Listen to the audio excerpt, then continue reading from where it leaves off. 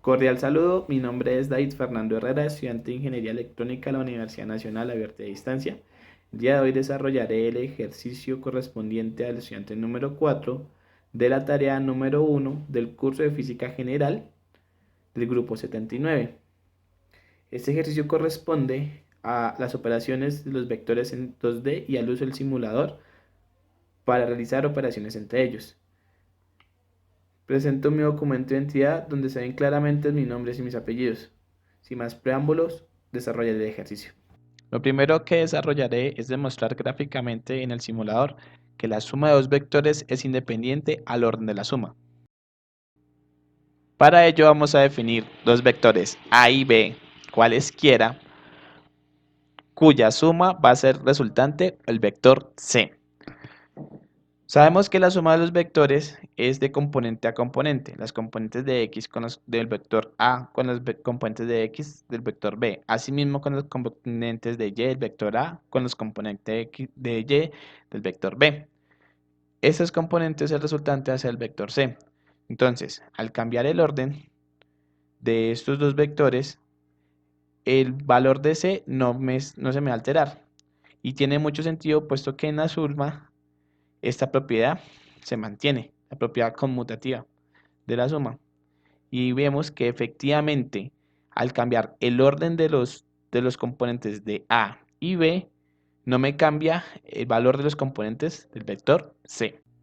Mediante las ecuaciones 3, 4 y 6, en uno de los resultados que se muestran en pantalla, iré paso a paso cada una de las demostraciones. Se puede observar que la construcción del componente C, siendo el resultante de la suma entre A y B, forma un triángulo rectángulo. Aquí podemos aplicar el teorema de Pitágoras y encontrar que la distancia o la magnitud del vector C es igual a la raíz cuadrada de la suma de sus componentes. También se puede observar que el ángulo formado en, en el vector es igual a la tangente entre el componente en el eje Y dividido sobre el componente en el eje X. Y también podemos observar que la suma de los dos componentes de X y los dos componentes de Y de cada uno de los vectores es el resultante del vector C. La siguiente pregunta nos dice que se debe mostrar con uno de los resultados de la tabla. Aquí ya tenemos los valores. Que A más B más C es igual a 0. Para ello podemos pasar C al otro lado, me queda A más B igual a menos C.